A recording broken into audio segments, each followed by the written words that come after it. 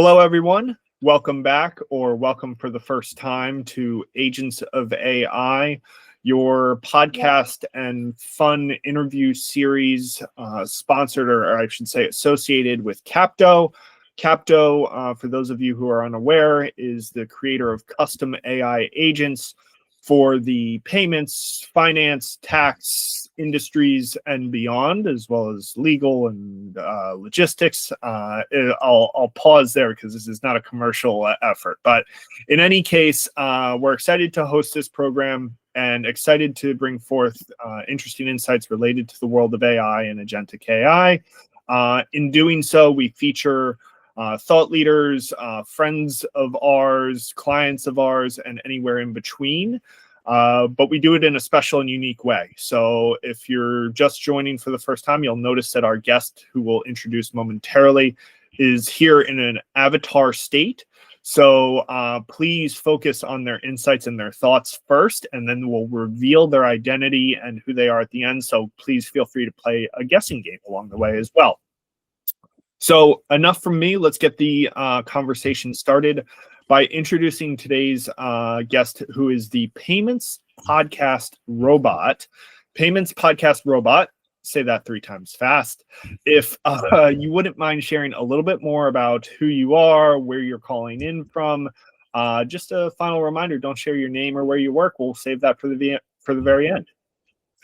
Perfect. Firstly, thank you, Peter, for having me. I am based in London. And my career so far has been spanning over the payment space, working at some large acquirers, as well as some payment gateways and open banking providers. I'm now working for an embedded finance payments company. Excellent. And if your name and kind of like the way that I'll be referring to you for the next few minutes doesn't give it away, you also have a very well-known podcast in the space, and we'll make sure to call that out at the end of the discussion. So we're excited to be chatting with a true pro here today. So with that said, can you talk a little bit more, though, about your role and your career within the payment space? We like to ask this first question in the mindset of anybody can choose what they want to do in life. Why payments for you, and why have you continued to pursue the career? What keeps you motivated to come back to it? A little bit more about what excites you about your work. Absolutely. I think when we're looking at the payments world, one thing we always know about payments is innovation never stops. I think where the business and the industry has gone just over the last 10 years, even the last 5 years, has done more than what it done in the previous 25 years. So for me, innovation plays such a key part in that industry and keeps me extremely excited. I literally learn something every single day. So whether you've been in the industry for a year, 10 years, 30 years, you're always learning. And what I find the most exciting piece is our everyday life has an impact on the work that we do. And that's what drives that customer satisfaction and need in our industry. Yeah. Well, thank you for sharing that. And I think this is a perfect segue to the next question. And I hope it doesn't prime your answer or sway your answer too much, because it's something that we hear from a lot of payments industry folks, is that this is also something that's truly underappreciated about people in the payments role, is that level of customer interaction is just something that not everybody realizes or acknowledges. So I hope that didn't steal your answer, but what would be something from your perspective that's underappreciated about the work in the payments industry that you do? Again, I apologize if I stole your answer.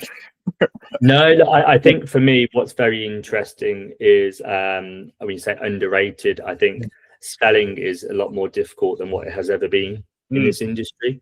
There's more salespeople than ever before. Buyers are doing more research than ever before, but maybe the expectations haven't changed on how people are delivering results. Yeah. So for me, that's probably something that's not given enough credit for on how difficult it has become to sell a product in any industry right now in the B2B world. I think the people are doing more and more research before they go and buy from anybody. So the job of salespeople isn't just to sell anymore, it's to be at the forefront of your ICP's mind when they move into buying mode. Yeah. And I know that you and I were talking offline even before we started the recording here today about the challenges that all organizations face, not just salespeople, but just entirely in terms of standing out in the noise and being genuine with our approach. And I'd like to say, before revealing your identity, you do a great job of that with your own podcast and your own content creation and thought leadership work. So we'll continue to tease that throughout the course of the conversation, but maybe not too much more. I'll have to cut myself off anyways.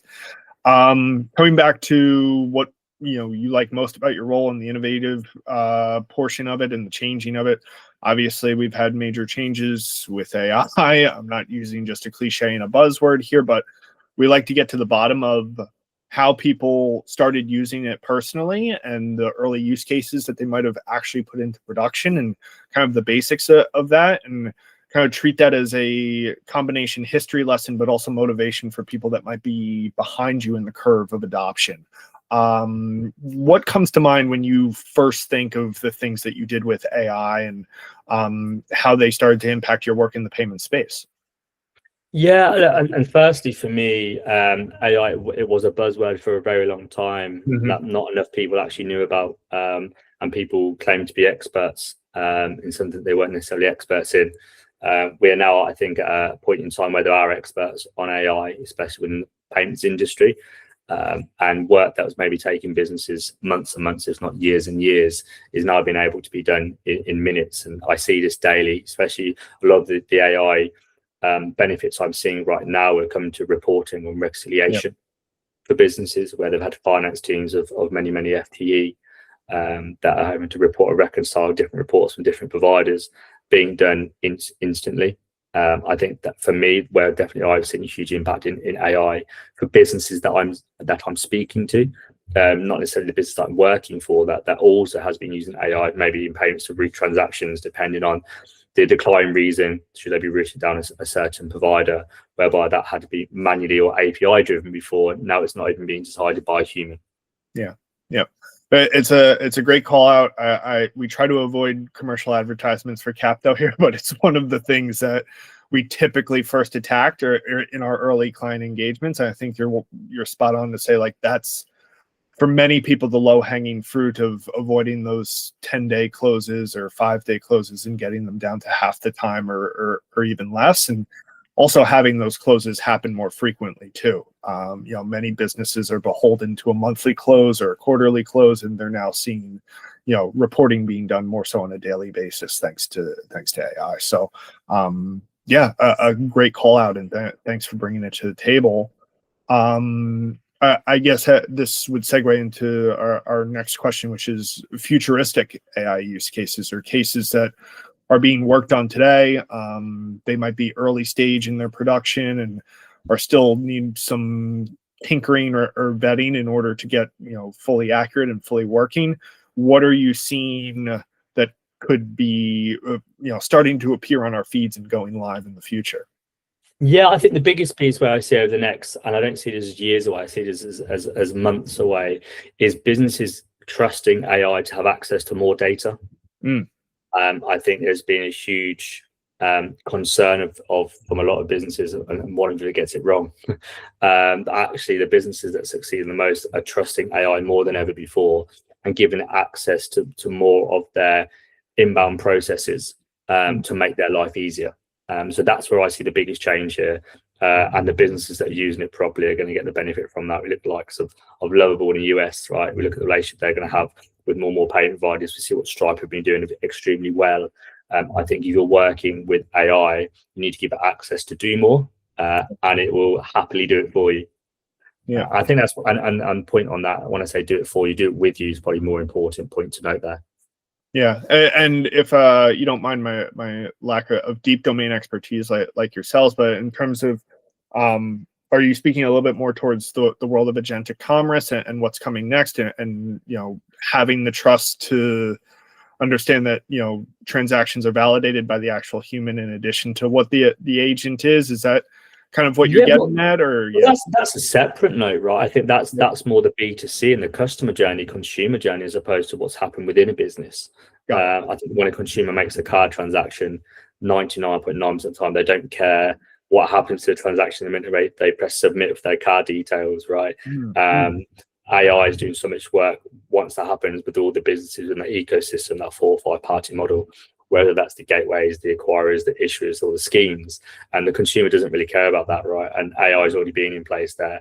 Agentic commerce is, for me, is becoming more of a consumer-facing buzzword, because now more and more customers are understanding what agentic means, because they're seeing it more in the news. From every single business out there is partnered with an agentic commerce platform, which is doing great for SEO when it goes online, but actually it's not there right now. And would I trust an agentic commerce as a consumer, agentic commerce platform or retailer to go out there and book my flights from Heathrow to JFK? Am I certain it's going to give me the right seat that I want? And am I certain it's going to give me my loyalty points?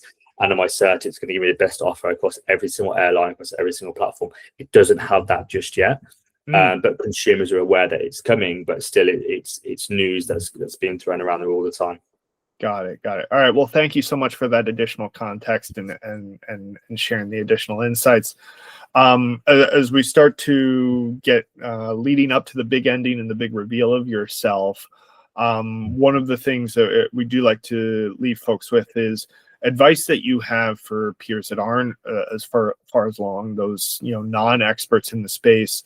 We like to give the opportunity to share resources, and of course you'll be able to tout your own podcast at the very end. So resources outside of your own podcast, or this could even come down towards the motivation that you would share for people to advance their usage. Where would you suggest people go? Because there is so much noise out there. Yeah. There's a couple of things that I've always tried to do is network is a huge piece of that. Yeah. If you see someone you find is talking about things that you're interested in, whether it's on LinkedIn, whether it's at work, whether it's outside of work, speak to them. Yeah. Right. Have a conversation, learn from them. And some of the best people I've learned from the people I've never worked with. And I think that's a bit of advice I'd always say to people. I have a mentor myself, and that mentor is a CTO. Right, one of the people, most CTOs don't necessarily even like commercial people. So I'd always recommend speaking to people that don't make you feel comfortable and put yourself out your comfort zone. Is definitely something that I'd recommend. I'd also recommend speaking to your peers in turn and asking them what they think. One thing I learned in a role a few years ago was 360 feedback is very, very key. And it brings an honest and transparent relationship across your peers, your managers, and if you are at a management level, the people that you are managing. So 360 feedback is absolutely key. It allows everyone to be a better version of themselves. And normally the people that are not up for it, the people are a little bit nervous. And I think that probably says more about that individual themselves. So, and one thing I would always recommend, and that's something that I've always done, is try to help people. And talk about what's underestimated. There's not enough people in this industry. I feel helping people where they can. Yeah. Yep. Well, that's great. I think it's again bringing things full circle in the conversation we were talking about, like networking and creating real thought leadership and having genuine intent without necessarily just the commercial shoving of products down people's throats. I think this is where it comes into play, is like having that true one-on-one approach and making sure that I call it the white hot coal of our community, is like that, keep that fire burning, and the blaze will come if you focus on those white hot coals. Absolutely. Yeah. So, all right. We get to wrap with the big ending, kind of like I don't know if we can do a little bit of a drum roll, please, but please, payments podcast robot, return to your settings and simply click off your avatar, and then we'll learn a little bit more about who you are and what you do. Yeah. This will be the difficult piece, right? When I don't know how to change what my avatar looks like. Let me see if this works. There we go. Hey, perfect. Peter. Hey. I am human. Yes, you are, after all.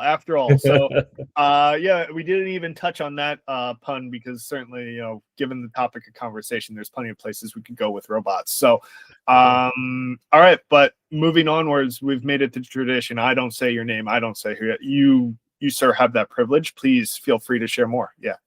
Amazing. Well, thank you again for having me, Peter. My name is Justin Hanna. I am a payments director here and marketplace director here at Storefund. And I've been in payments, like I mentioned, for 15, 16 years. And I love sharing my ideas, my opinions and thoughts with the rest of the industry. Yeah. Well, thank you so much. And please, everybody go listen to Justin and his team. The podcast is called The Payments Shed. Part of why I'm so excited to have him here today is that I'm a recent fan. It's a part of my podcast queue. They were at Money 2020. They kind of had like this huge takeover that was my initial introduction to them. They've had some really, really impressive and top tier guests in the payments space. And, you know, when I asked the question of like, what's your advice for peers and what resources they should suggest, I don't know. I'm going to suggest the Payments Shed. So keep up the great work, Justin, and thank you for all that you do for the payment space. Final thought for you, is there a best way to get in touch with you?